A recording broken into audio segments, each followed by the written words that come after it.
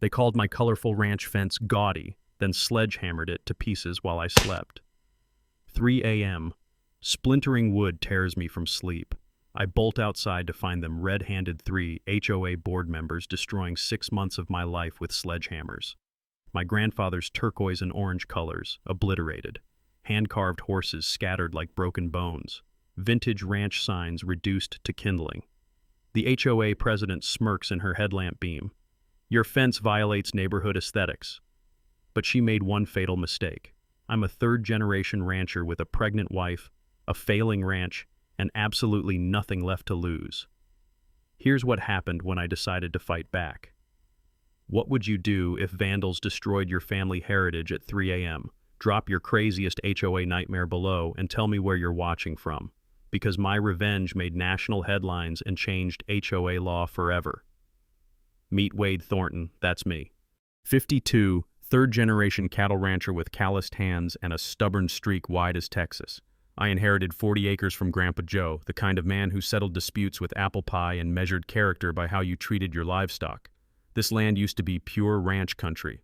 Now it's Meadowbrook Estates, where city folks come to play cowboy on weekends. That fence they sledgehammered? 6 months of my soul.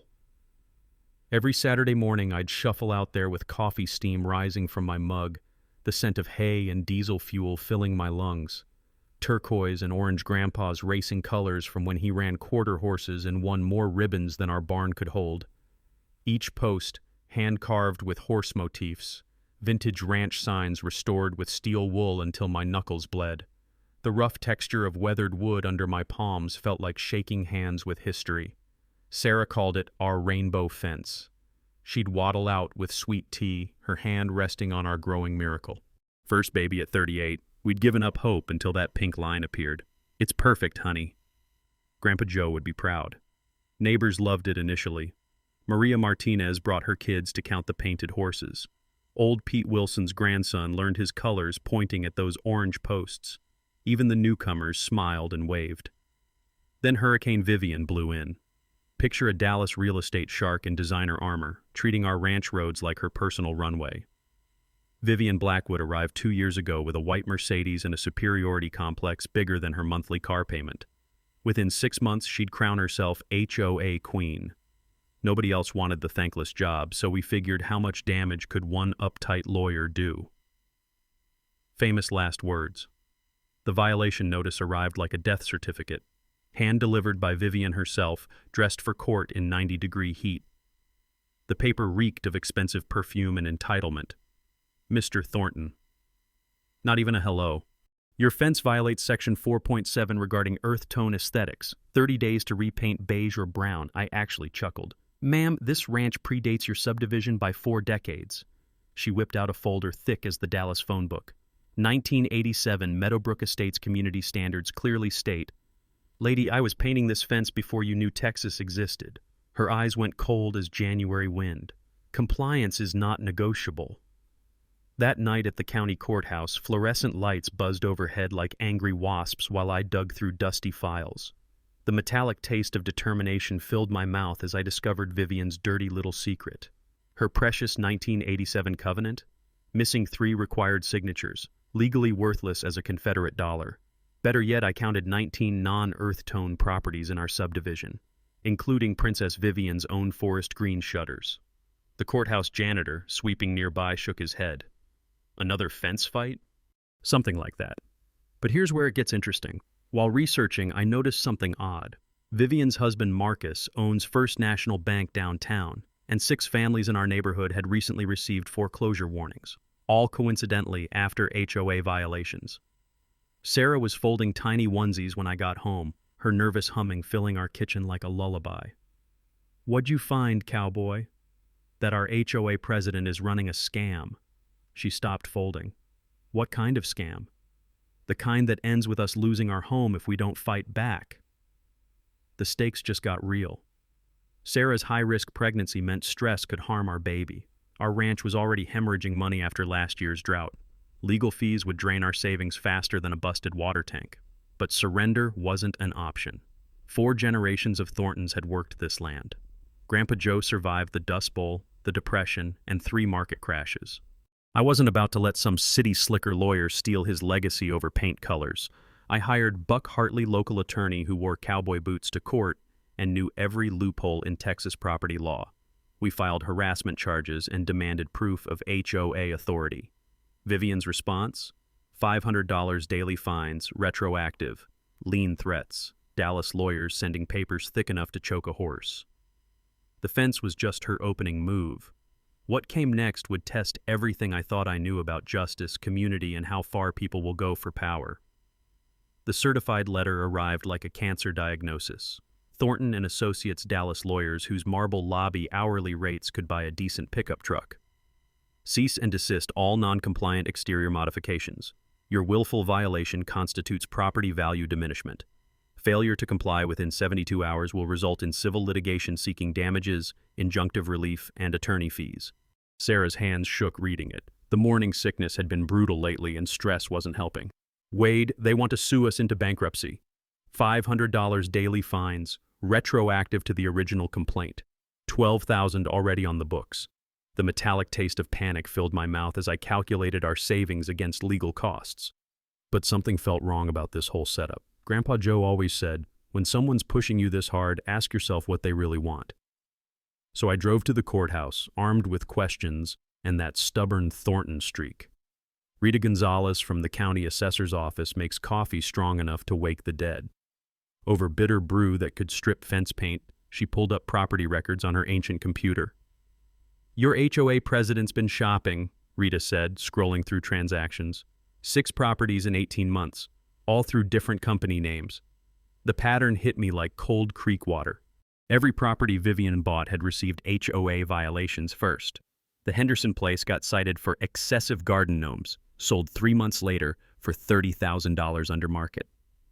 The Murphy house violated for non-conforming mailbox design, foreclosed when they couldn't afford Buck's competitor. I'd read about these schemes in an old property law book Buck had loaned me years back. Create violations, pressure sales, buy low, flip high. Classic predatory investment strategy. The takeaway was simple.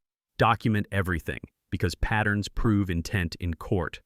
Rita, she's basically stealing houses. I'm just showing you public records. She winked knowingly. The real betrayal blindsided me at dinner time.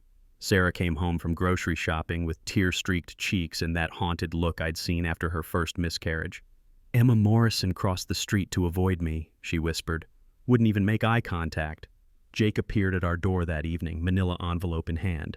The smell of his cologne, the same Old Spice he'd worn to every neighborhood barbecue, now seemed foreign and wrong. Wait, I'm sorry. Vivian made an offer I couldn't refuse.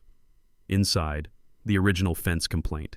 Jake's signature, dated 3 weeks before Vivian's first visit to our property. You started this whole thing? The words came out hollow, disbelieving. Her law firm offered Tommy an internship. Full scholarship potential if he impresses them. Jake's voice cracked like a teenage boy's. We can't afford college otherwise. 8 years of borrowed tools, shared beers, and 4th of July barbecues evaporated like morning mist. Jake, we've been neighbors, friends. I know, and it's killing me, but my boy's future matters more than fence colors. The betrayal cut deeper than any sledgehammer blow, but it also crystallized something important. This wasn't about aesthetics or property values. This was about power, money, and how far people would go to get both. Buck Hartley's office smells like leather law books and honest sweat, the kind of place where handshake deals still mean something. I dumped the evidence across his oak desk. Property records, violation timelines, shell company filings. Wade, if we can prove conspiracy, this becomes federal RICO territory, Buck said, studying the documents. But we need to go public first. Make it too big for them to bury quietly. That's when I remembered something else from those property law books. Public pressure often works faster than private litigation. The court of public opinion moves at internet speed, while legal courts crawl like wounded cattle. I started with our neighborhood Facebook group, posted the property timeline alongside a map showing violation patterns, added photos of the courthouse documents proving the covenant's invalid signatures. The response erupted overnight. 47 comments from neighbors I'd barely spoken to. We got cited for garden colors last month. They tried buying our house below market. Nobody told us about shell companies. Within 24 hours, Colorful Community gained 200 members. The story jumped to WhatsApp groups, then local news stations. Channel 7 called Tuesday. "Mr. Thornton, we'd like to interview you about the fence dispute dividing your community." By Thursday, 13 neighbors had violation notices, all for previously accepted features, all facing expensive compliance or legal action. The smell of rebellion hung thick as August humidity. Pete Wilson painted his mailbox yellow overnight. The Martinez family added purple shutters. The Morgans installed a rainbow fence that made mine look conservative. Vivian's counterattack came fast and vicious. Anonymous flyers appeared in every mailbox. "Wade Thornton is destroying our property values. His refusal to follow standards threatens every family's investment. Don't let one man's selfishness hurt your children's future." But her biggest mistake happened on Channel 7. When asked about longtime residents' complaints, she said, "Some people simply don't understand what makes a community desirable." Old Pete called that night, chuckling. "Wade, that woman just declared war on everyone who was here before her. For the first time since this started, I felt like we might actually win." Vivian's response to the media attention was swift and surgical. She organized what she called a concerned neighbors meeting at the community center, though concerned seemed to mean recently arrived and terrified of property value drops. The meeting felt like a kangaroo court. Vivian stood at a podium she'd brought from somewhere, projecting photos of my fence onto a white screen like evidence in a murder trial. Each image had red circles around the violations: my turquoise posts, orange trim, hand-carved horses. "Ladies and gentlemen," she announced in her courtroom voice, "we're facing a crisis of community standards. This fence," dramatic pause, "attracts undesirable elements to our neighborhood." The coded language made my jaw clench. Sarah squeezed my hand, recognizing the dog whistle for what it was. In Vivian's world, undesirable elements meant anyone who didn't drive a Mercedes or summer in the Hamptons.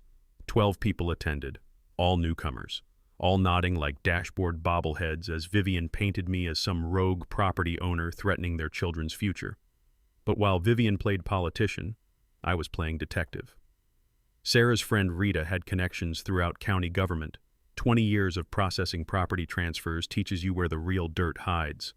Over lunch at Miguel's Cafe, where the salsa burns your tongue and the gossip flows like beer, Rita dropped a bombshell that made everything click into place. "Your HOA queen owns 6 properties through shell companies," Rita said, sliding photocopied documents across the sticky table. "But here's the interesting part. Her husband Marcus approves the mortgages for all the preferred buyers who replace the families they force out.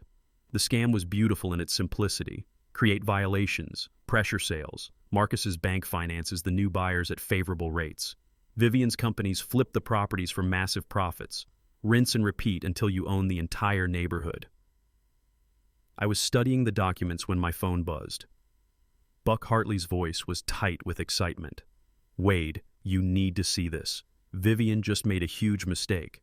She'd sent an official HOA inspector to my property, actually her cousin Randy from Plano, wearing a clipboard and an attitude. Sarah had been smart enough to film the entire encounter through our kitchen window. The video was comedy gold. Randy strutting around our property like he owned it, photographing everything from our cattle operation to our well locations. When he demanded access to inspect our barn for code violations, I'd asked for his credentials. "I don't need credentials. I'm conducting an official HOA inspection." "Of what? The barn predates your subdivision by 40 years. Community standards apply to all structures, sir." The beautiful part was watching him fumble when I asked which specific codes he was inspecting for. Turns out Randy sold insurance in Plano and couldn't tell building code from dress code. But the video revealed something more disturbing. Randy was photographing our water rights markers, asking detailed questions about our irrigation system, and measuring distances from our well to property lines. That's not aesthetic compliance, that's development reconnaissance. I posted the video on Colorful Community that evening. By midnight, it had 800 views and 43 comments ranging from laughter to outrage. The local news picked it up the next morning, turning Vivian's inspector into a community joke. Her response was predictably nuclear. By Thursday, code enforcement had citations for every brightly colored fence in the neighborhood, not HOA violations, actual county citations for non-permitted exterior modifications. The Martinez family got hit for their purple shutters. The Morgans faced fines for their Rainbow Garden fence. Old Pete Wilson discovered his yellow mailbox violated municipal aesthetic ordinances that nobody had enforced in 20 years. She's using government power to enforce her private agenda, Buck explained during our Friday morning strategy session. That's corruption of public office if we can prove coordination. The proof came from an unexpected source. Tommy Morrison, Jake's son, the one whose college dreams had turned his father into Vivian's puppet, appeared at my door Saturday evening, looking like he'd been wrestling his conscience and losing. "Mr. Thornton, I need to tell you something." His voice cracked with teenage guilt. "My dad doesn't know I'm here." Tommy had been working part-time at Vivian's law firm, filing papers and fetching coffee. He'd overheard phone calls between Vivian and someone at the county planning office calls about expediting citations and prioritizing aesthetic violations in our subdivision. "She's got someone inside county government," Tommy whispered, glancing around like spies might be lurking behind our porch swing. "They coordinate every Friday at lunch." The kid handed me a manila envelope. "I'm sorry about my dad. This whole thing is wrong." Inside were copies of text messages between Vivian and County Code Enforcement Supervisor Dennis Walsh. The messages were damning. Target the colorful properties first. Maximum fines, minimum notice. Make compliance impossible. Sarah made Tommy hot chocolate while I studied the evidence. The sweet smell of cocoa couldn't mask the bitter taste of corruption, but it reminded me why we were fighting. Communities should protect their young people, not sacrifice them to adult ambitions. The war was escalating, but we finally had ammunition that could end it. 3 a.m. The sound of splintering wood that started this whole nightmare. But this time, I was ready. Security cameras I'd installed the week before captured everything in high-definition clarity. 3 figures with sledgehammers, systematically destroying what we'd rebuilt of the fence. Vivian herself wielding a crowbar like some deranged suburban Viking, her white Mercedes idling nearby with the engine running. But the sledgehammers were just the opening act. I woke up Tuesday morning to find my cattle gate hanging open, chain cut clean through with bolt cutters. 6 steers wandering Highway 287 like confused tourists. Thank God for early rising truckers who called it in before someone got killed. It took 3 hours and half the volunteer fire department to round up those cattle. The smell of diesel exhaust and animal fear hung thick in the morning air as we herded them back through traffic that stretched for miles. Sheriff Martinez arrived as we closed the last gate. "Wade, this is getting dangerous. Livestock on a highway could have killed someone." "Jim, look at these cut marks. This wasn't an accident." He studied the chain, whistling low. "Professional bolt cutters, clean cut, no ragged edges." The metallic taste of rage filled my mouth as he photographed the evidence. "I'll dust for prints, but whoever did this knew what they were doing." Wednesday brought irrigation line sabotage. Someone had punctured our main water line in 12 places, small holes that took hours to find but cost hundreds in wasted water. Our east pasture flooded while the west side went bone dry. The taste of muddy water from checking broken sprinkler heads reminded me of childhood floods, when Grandpa Joe taught me that water was life itself on a ranch.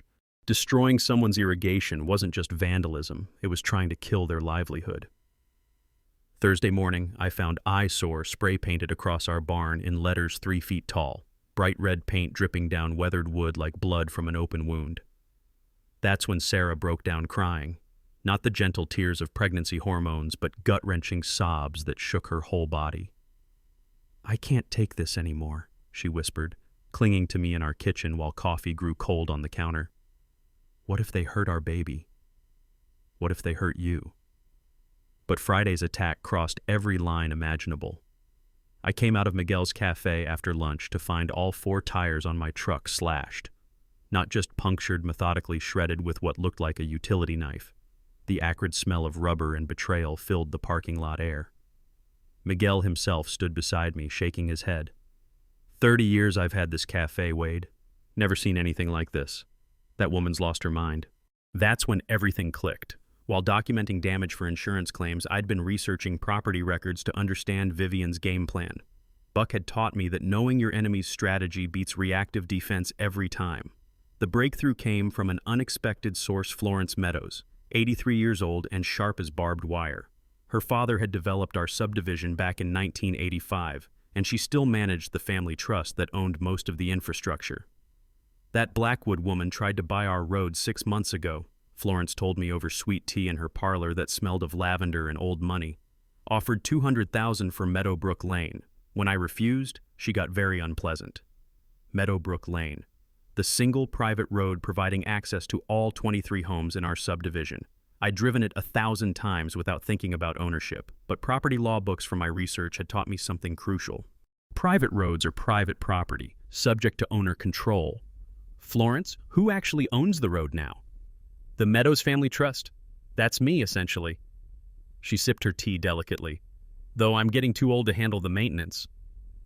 County won't take it over without major improvements. They're talking $200,000 in repairs. My pulse quickened as pieces fell into place. Vivian needed that road for her development plans. No road access meant no luxury homes, no massive profits, no suburban empire.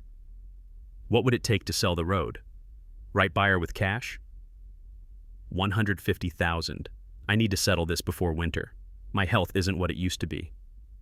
That night I sat in Grandpa Joe's old leather chair, calculator in hand, and a wild idea forming like storm clouds on a summer horizon. The inheritance from selling his antique tractor collection last year sat in our savings account, $147,000, earmarked for the baby's college fund. But sometimes you have to risk everything to save everything. Sarah found me there at midnight, studying property law websites and road maintenance contracts. Wade, honey, what are you planning? Something that'll either end this war or get us both arrested. The rough texture of the chair's cracked leather beneath my palms felt like Grandpa's weathered hands, and I could almost hear his voice. Sometimes, boy, the best defense is a damn good offense. By sunrise, I had a plan that would either save our community or destroy us completely. 2 a.m. research sessions reveal more than courthouse documents. They expose the soul of a scheme. While Sarah slept upstairs, exhausted from another day of pregnancy complications, I hunched over my laptop in the kitchen, following digital breadcrumbs through public real estate filings. The blue screen glow painted shadows across legal documents spread like battle plans across our dining table. That's when I found it. The smoking gun hidden in plain sight. Vivian hadn't just been buying random properties through shell companies. She'd been assembling pieces of a massive development puzzle, filing preliminary plans with the county under the name Blackwood Estates. Luxury homes starting at $800,000, golf course, country club, spa resort, the crown jewel of her empire, my 40-acre ranch, designated as the grand entrance and welcome center for the entire development. My blood ran cold reading the architectural renderings. Where our century-old oak trees stood, she'd planned a marble fountain. Where Grandpa Joe's barn housed 3 generations of memories, she envisioned valet parking for country club members. But here's what made my hands shake with rage: the financial projections. $2.3 million in development profits, $600,000 just from my property, once she forced us into foreclosure through legal fees and harassment. The timeline was surgical in its precision. Over 18 months, she'd systematically targeted every property owner who might resist her vision. The Hendersons with their garden gnomes bought out. The Murphys with their non-conforming mailbox foreclosed. 8 families forced from their homes so far, each replaced by carefully selected buyers who'd approve her development plans. Marcus's bank held mortgages on 11 properties now. Every foreclosure went to pre-approved buyers at below-market rates. Every new neighbor voted exactly as Vivian directed in HOA meetings. She needed 80% property control to dissolve the HOA and rezone for commercial development. My ranch represented the final piece, the biggest obstacle to her suburban empire. The fence violations were never about aesthetics. They were about creating legal justification for what amounted to legalized theft. But then I found the weakness in her perfect plan. Buried in the development filings was a critical dependency. Project viability contingent upon securing primary access via Meadowbrook Lane or suitable alternative. Every rendering showed the main entrance flowing through our neighborhood's only road. I pulled up county maps tracing every possible route to the development site. Meadowbrook Lane was it. No alternatives existed unless she wanted to build 3 miles of new road through protected wetlands, an environmental nightmare that would cost millions and take years to permit. Control the road, control the entire development. My fingers trembled as I researched private road ownership laws. The legal principles were surprisingly simple. Private roads belong to their owners, who can restrict access, set usage terms, even close roads for maintenance indefinitely. Florence Meadows held the key to Vivian's empire, and she didn't even know it. At 3 a.m., with coffee growing cold and determination burning hot, I calculated our chances. $150,000 for the road, $147,000 in our savings. Close enough to make this work if Florence would negotiate. Sarah appeared in the kitchen doorway, wrapped in Grandpa Joe's old quilt. "Honey, you've been down here for hours. What did you find?" I turned the laptop screen toward her, showing Vivian's development plans with our ranch highlighted in red. "She's not trying to improve the neighborhood, sweetheart. She's trying to steal it." Sarah studied the renderings, her face pale in the screen's glow. "Our home becomes a parking lot? Not if I can help it." She sat beside me, her hand finding mine across the scattered documents. "What are you thinking?" "I'm thinking it's time to give Queen Vivian a taste of her own medicine." The plan crystallized as I spoke. She wants to control our community through property manipulation. Let's see how she likes being on the receiving end. The stakes had just shifted from defense to offense, from victim to victor. Time to buy ourselves a road. Sunday morning found me knocking on Buck Hartley's door at dawn, coffee and donuts in hand. The smell of fresh-baked glazed mixed with his wife's garden roses as he opened the door in his robe, looking like I'd lost my mind. "Wade, it's 6 a.m. This better be good." "Buck, how would you like to turn the tables on our HOA problem?" His kitchen table became our war room. Legal pads, property maps, and Rita's photocopied documents spread across checkered tablecloth like battle plans. Buck's wife, Martha, kept our coffee cups full while we worked through the logistics. "Private road ownership," Buck mused, studying Florence's property deed. "It's aggressive but completely legal. The question is, can you afford it?" $150,000. Our entire nest egg, plus we'd need to borrow $3,000 for closing costs. Sarah's inheritance from her grandmother would cover that. Barely. "What about maintenance obligations?" I asked. Buck pulled out his reading glasses, scanning the fine print. "Current owner is responsible for all repairs and liability insurance. That's probably why Florence wants out the road needs major work." That's where Tommy Morgan came in. I'd known Tommy since high school, back when he was rebuilding engines in his daddy's garage. Now he ran the biggest construction outfit in 3 counties, with enough heavy equipment to rebuild half of Texas. His shop smelled of diesel fuel and honest sweat when I found him Monday morning, elbow deep in a bulldozer engine. The metallic ping of wrenches on steel provided soundtrack as I explained the situation. "So you want to buy a road to stick it to your HOA?" Tommy grinned, wiping his hands on a greasy rag. "Wade, that's either genius or insane." "Probably both, but I need to know what we're looking at for repairs." Tommy's inspection Tuesday afternoon revealed the road's true condition. 347 potholes, 12 damaged culverts, 3 sections where the shoulder had collapsed completely. The rough asphalt crumbled under his boots like stale cornbread. "Honestly, Wade, this road should have been condemned years ago," Tommy said, making notes on his clipboard. "County's been ignoring it because it's private property. But you shut this down for emergency repairs, and nobody can argue." That's when the strategy crystallized. I wouldn't just buy the road. I'd legitimately close it for safety improvements. Give Vivian a taste of her own obstruction medicine. Rita's connections proved invaluable for navigating the bureaucracy. Over lunch at Miguel's Cafe, she explained the permit process while we dodged flying jalapenos from the kitchen. "You'll need LLC formation, business license, liability insurance, and county approval for roadwork," she said, ticking items off on tortilla-stained fingers. "But here's the beautiful part. Emergency safety closures get fast-tracked.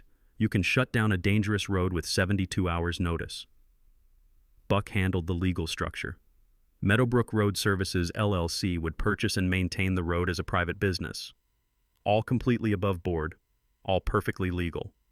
Wednesday afternoon brought the scariest conversation of my life. Florence Meadows sat in her parlor, surrounded by 50 years of family photos and the lingering scent of her late husband's pipe tobacco. "Young man, you want to buy a road to spite your neighbors?" "No, ma'am. I want to buy a road to save my neighbors from someone who's been stealing their homes." I showed her the evidence. Vivian's development plans, the property manipulation scheme, the families forced from their homes. Florence's weathered hands shook as she studied the documents. "That woman told me this neighborhood needed upgrading." I thought she meant fresh paint and better landscaping. She meant replacing everyone who was here before her. Florence's eyes hardened like creek stones. My father built this community for working families, teachers, mechanics, small business owners, people with calluses on their hands and pride in their hearts. Yes, ma'am, people like my grandfather. She was quiet for a long moment, studying a family photo from the 1960s. The road is yours for $148,000, and I hope you give that woman exactly what she deserves. Thursday brought final preparations. Title company paperwork, insurance policies, business bank accounts. The familiar taste of stress and anticipation filled my mouth as we signed document after document. Sarah held my hand during the final contract signing, her grip tight enough to leave marks. Are we really doing this? We're really doing this. Tommy's crew positioned equipment Thursday night. Emergency road repair signs, orange cones, a portable office trailer that looked official enough to fool anyone. Friday at 5 p.m., Florence Meadows transferred ownership of Meadowbrook Lane to my newly formed company. The notary's stamp echoed like a gunshot in the title office's quiet air. I now owned the only road leading to Vivian's house, and to her entire development dreams. The taste of victory was sweeter than Sarah's homemade apple pie, but with a bitter edge, because I knew that come Monday morning, the real war would begin. Monday morning, 6 a.m. I positioned the first road-closed emergency repairs sign at the entrance to Meadowbrook Lane. The metallic clang of the post driver echoed through morning air that smelled of dew and diesel fuel from Tommy's equipment. By 6:30, 3 neighbors stood at the barrier, coffee cups steaming in the cool air, faces ranging from confused to amused. Old Pete Wilson arrived first, chuckling as he read the official-looking signs. "Wade, you magnificent bastard. You actually did it." The Martinez family walked up next, Maria carrying her infant son, while her husband Carlos studied the construction equipment with professional interest. "How long will repairs take?" "As long as they need to take," I replied, hammering in another post. "Safety first." But the real fireworks started at 7:15, when Vivian's white Mercedes came screaming down the lane like a bat out of hell, only to slam on brakes at my orange barrier. Through her windshield, I could see her face cycling through confusion, realization, and pure rage in about 3 seconds. She stepped out wearing a business suit in fury, her heels clicking on asphalt like gunshots. "What is this?" "Road repairs, ma'am." "For safety reasons." "You can't close a public road." I handed her a manila folder containing the property deed, purchase documents, and county permits. "Actually, I can. It's my road now." The color drained from her face as she read. Her hands trembled, whether from rage or panic I couldn't tell. Probably both. "This is illegal! You're holding the neighborhood hostage." "No, ma'am, I'm ensuring proper maintenance of private infrastructure. The alternative route adds about 8 miles, but it's perfectly safe." That's when she made her first mistake. Instead of staying calm and consulting lawyers, she started screaming. Right there in front of 6 neighbors and Tommy's construction crew, she lost her composure completely. "You pathetic rednecks! You think this changes anything? I'll destroy you. I'll take everything you have." The words echoed off the surrounding houses like gunshots. Mrs. Morgan started filming with her phone. Carlos nodded approvingly. Old Pete just smiled and sipped his coffee. By noon, Vivian had made 4 frantic phone calls that I could hear through her open car windows. Her husband Marcus, her Dallas lawyers, someone at the county planning office, someone who made her voice go shrill with desperation. But here's what she didn't know. Rita had been monitoring all county communications about our road closure. Every call Vivian made, every favor she tried to call in, every string she attempted to pull. Rita heard about it within hours. "She's panicking," Rita reported over lunch. "Called Commissioner Walsh 3 times demanding emergency intervention, but all your permits are perfect, and the road genuinely needs work." Tuesday brought Vivian's legal assault. A process server appeared at our door with an emergency injunction request, seeking to force the road's immediate reopening. The papers accused me of bad faith, restraint of trade, and conspiracy to damage property values. Buck reviewed the filing while we sat in his office, the familiar smell of leather law books surrounding us like armor. She's throwing everything at the wall, hoping something sticks. But Wade, her biggest mistake is the timeline pressure this reveals. What do you mean? Look at these demands for immediate relief. No mention of waiting for proper legal procedures. She needs this road open now, not in 6 months. Buck tapped the papers with his pen. This suggests external pressure, probably investor deadlines or loan obligations. That afternoon brought the private investigator, a nervous little man in a cheap suit, lurking around our property with a camera that cost more than most people's cars. Sarah spotted him first, photographing our barn from the roadside ditch. "Excuse me," I called out. "Can I help you?" He startled like a spooked rabbit. "Just, documenting road conditions for insurance purposes." "Whose insurance?"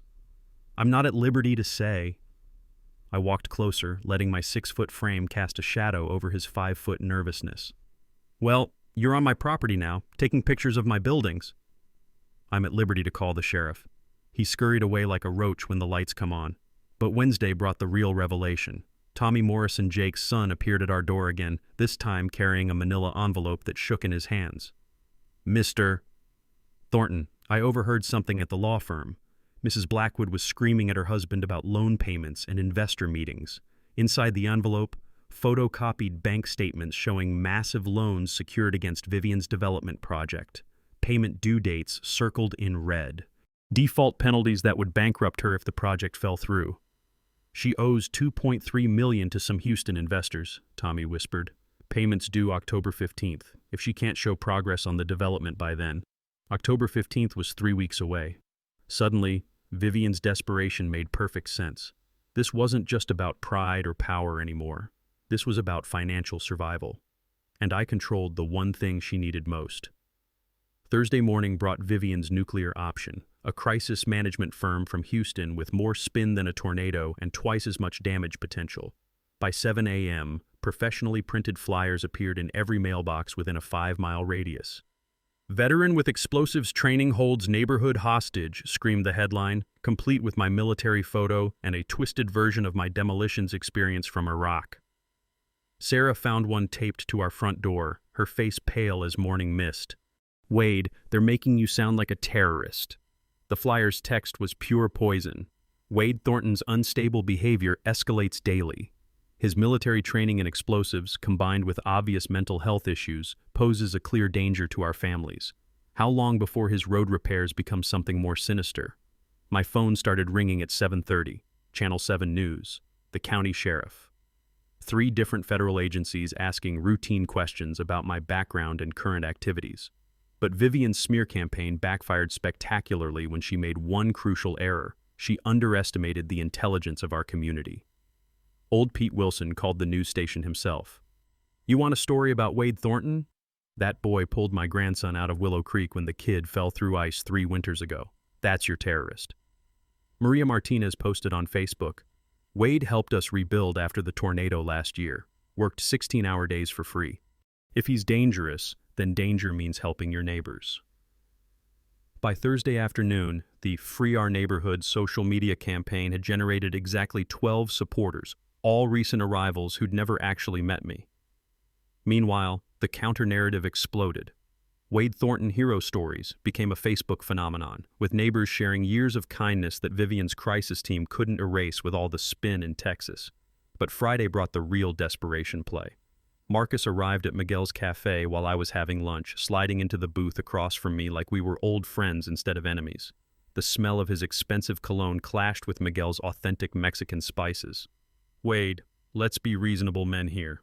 He placed a manila envelope on the table between my enchiladas and his nervous smile. 300,000 cash. Today. No questions asked. I took another bite, chewing slowly while studying his face.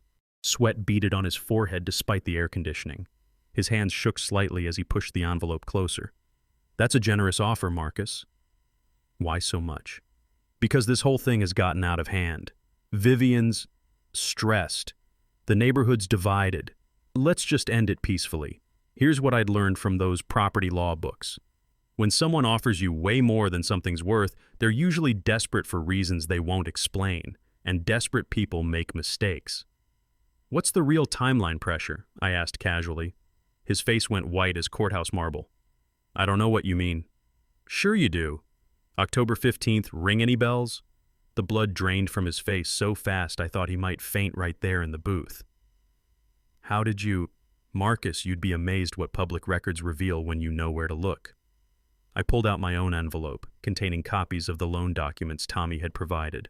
2.3 million due in 3 weeks. Default means bankruptcy. Bankruptcy means losing everything. He stared at the papers like they might bite him. Wade, you don't understand. These aren't local investors. These are Houston people. Serious people. If this development fails, then maybe you shouldn't have bet the farm on stealing other people's homes. That's when he made his final mistake. Look, we can work together here. You want to keep your ranch? Fine. We'll redesign around it. Make you the centerpiece. Rustic charm. You'll be the neighborhood mascot. The condescension dripped off him like honey from a broken jar. Mascot. Like I was some quaint decoration for their luxury development. Marcus, I think we're done here. Wait! 400,000. Cash today? Miguel appeared at our table, coffee pot in hand and fire in his eyes. Senor, I think you need to leave. Wade's eating. As Marcus stumbled toward the door, he turned back with desperation written across his face like neon. Wade, you're making a terrible mistake. These investors, they don't lose money quietly. That sounds like a threat, Marcus. It's a warning. That evening, Tommy Morgan called with disturbing news. Someone had been asking questions around town about our road closure. Not reporters or county officials, strangers with Houston accents and expensive suits, paying cash for information about my schedule, my family, our security arrangements. Sarah found me that night in Grandpa Joe's chair, checking and rechecking the locks on our doors. Honey, maybe we should consider Marcus's offer. Sweetheart, if we give in now, they'll know they can intimidate anyone who stands up to them. This isn't just about us anymore. The rough texture of the chair's cracked leather reminded me of Grandpa's weathered hands, and I could almost hear his voice. Sometimes, boy, doing right means standing firm when everyone else wants to run. 3 weeks until October 15th. 3 weeks until Vivian's empire crumbled, or our lives changed forever. The endgame was coming, and only one side would survive it. Thursday night, October 12th. The community center had never seen anything like it. 400 people crammed into a space designed for 200, folding chairs borrowed from 3 different churches, standing room only along the walls, the air thick with tension, body heat, and the competing scents of coffee and nervous sweat. 3 local TV crews set up cameras while reporters interviewed anyone willing to talk. The county commissioners sat at a folding table that looked inadequate for the circus surrounding them. I sat at the plaintiff's table with Buck beside me, our evidence boxes stacked like ammunition. Across the aisle, Vivian commanded a mahogany table her Dallas lawyers had somehow transported here, complete with professional presentation equipment and enough legal firepower to invade a small country. Sarah squeezed my hand from the front row, her pregnancy now obvious to everyone. Behind her sat our supporters, Pete Wilson, the Martinez family, the Morgans, and dozens of neighbors who'd lived here longer than Vivian had owned designer shoes. Behind Vivian's table sat the newcomers, 12 people looking like they'd rather be anywhere else on earth. Commissioner Bradley called for order, his gavel echoing like gunshots off the cinder block walls. We're here to resolve the Meadowbrook Lane access dispute. Miss Blackwood, you have 30 minutes. Vivian stood like she was addressing the Supreme Court, her voice carrying that courtroom authority that had probably intimidated dozens of defendants. Ladies and gentlemen, we face a crisis. One man's personal vendetta threatens our entire community's future. Her PowerPoint presentation was slick as oil and twice as toxic. Property value charts showing neighborhood decline. Traffic studies proving the road closure endangered emergency response. Financial projections painting my actions as economic terrorism. Wade Thornton has weaponized property ownership for revenge, she declared, clicking to a slide showing my military photo. His unstable behavior escalates daily. How long before his anger issues endanger our children? The crowd murmured. A few newcomers nodded. I felt the familiar metallic taste of adrenaline as she painted me as some deranged veteran holding the neighborhood hostage. Then came her surprise witness. I called Jake Morrison to testify about Mr. Thornton's premeditated harassment campaign. Jake walked to the front like a man heading to his own execution, avoiding my eyes completely. His voice shook as Vivian's lawyer led him through obviously rehearsed testimony. Wade confided his plan to destroy the neighborhood months ago, Jake said, the lies falling from his lips like dead leaves. He bragged about making everyone pay for crossing him. Did Mr. Thornton specifically threaten violence? He said he'd learned things in the military that could make people's lives very difficult. The crowd stirred. A few supporters looked concerned. Sarah's hand found mine, squeezing tight enough to leave marks. Buck stood calmly, legal pad in hand. Mr. Morrison, you're under oath. Are you prepared to swear these statements are true? Jake's face went pale as courthouse marble. Yes. Good. Buck walked to our evidence table, pulling out a manila folder. Then perhaps you can explain this. The first recording filled the room through portable speakers Buck had brought. Marcus's voice, clear as Sunday morning. 300,000 cash. These aren't local investors, Wade. These are Houston people. Serious people. The crowd erupted. Vivian jumped up, shouting objections. Commissioner Bradley hammered his gavel for order, but Buck wasn't finished. The second recording was even more damaging. Vivian and Marcus in their car outside the community center, caught on our security system an hour earlier. Did you coach Morrison properly? Vivian's voice, sharp with anxiety. He knows the script. Just stick to it. If this fails, Marcus, we lose everything. The investors won't accept excuses. The room went dead silent except for the audio crackling through speakers. 2.3 million due in 3 days. If Thornton doesn't cave, we're finished. Jake broke down completely, sobbing like a child caught stealing. I'm sorry. She promised Tommy's scholarship. We needed the money. But Vivian's meltdown was the real showstopper. She leapt up, screaming at Jake like a woman possessed. You were supposed to stick to the script, you idiot. Do you have any idea what you've done? Her lawyer tried desperately to restrain her, but 18 months of careful planning exploded in 30 seconds of pure rage. None of you understand what this neighborhood could become, she shrieked, pointing at the crowd. I spent 2 years setting this up perfectly, buying every property, getting rid of people who didn't belong. The confession poured out like water from a broken dam, the fence destruction, the harassment campaign, the shell companies, the coordinated foreclosures. His ridiculous ranch was ruining everything. People like him don't belong in upscale communities. The racial and class-based venom in her voice silenced the room completely. Even her supporters looked horrified. Sheriff Martinez stepped forward, handcuffs ready. Ma'am, you're under arrest for destruction of property, conspiracy, and making terroristic threats. As they led her away in restraints, she screamed one final threat. This isn't over, Thornton. You have no idea who you're dealing with. The crowd erupted in applause. Sarah kissed me through tears of relief. Old Pete Wilson shouted, That's how we handle bullies in Texas. Commissioner Bradley's ruling was swift and unanimous. Road reopened immediately. HOA dissolved due to fraudulent leadership. Criminal referrals filed. We'd won. But more importantly, our community had won. 6 months later, you'd think our neighborhood had undergone a magical transformation. The road closed signs were gone, replaced by a hand-carved welcome sign reading Meadowbrook Community, where neighbors matter. Maria Martinez painted it in colors that would have made Vivian faint, turquoise, orange, purple, and sunshine yellow that sparkled like joy in the Texas sun. Vivian herself was serving 18 months in federal prison, her meltdown viewed over 5 million times on YouTube. She'd become the poster child for HOA abuse, spawning legislative reforms in 12 states. Justice tastes sweeter than Sarah's apple pie, and that's saying something.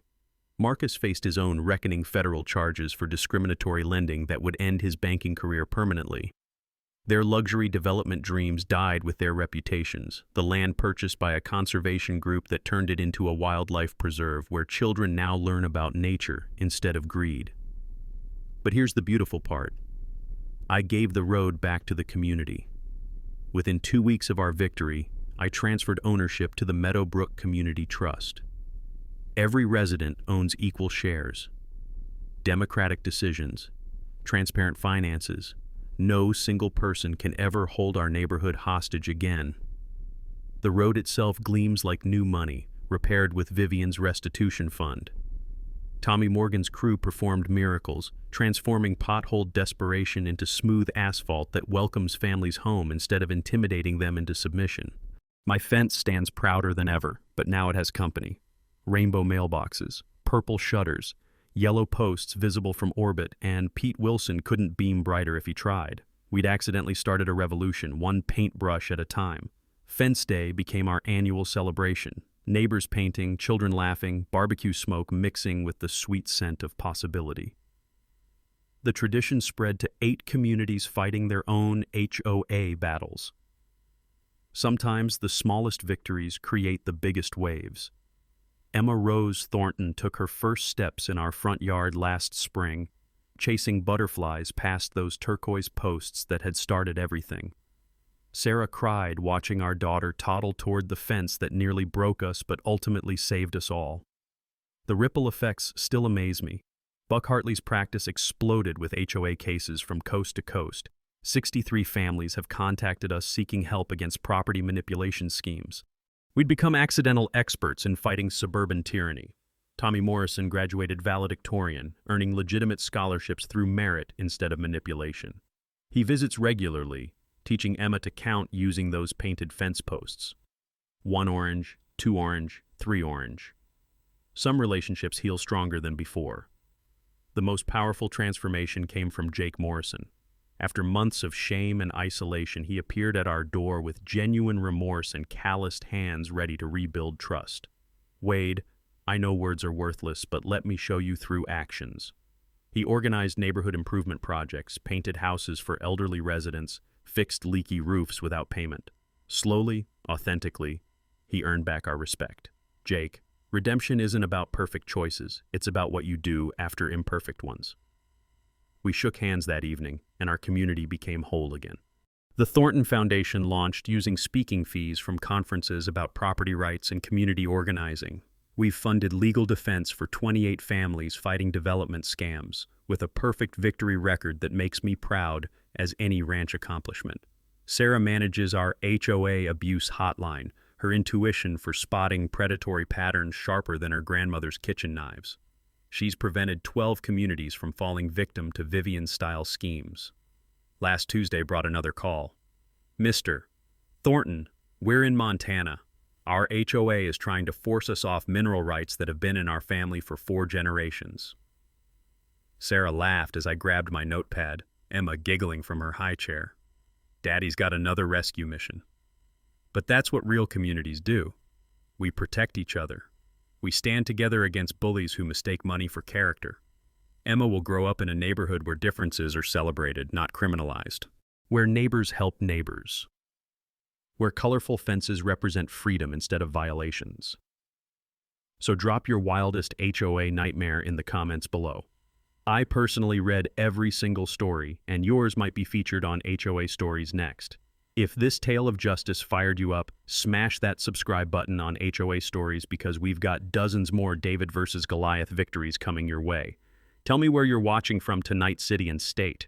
Remember, bullies count on your silence. Don't give them that power. Sometimes the little guy wins. Sometimes communities remember their souls.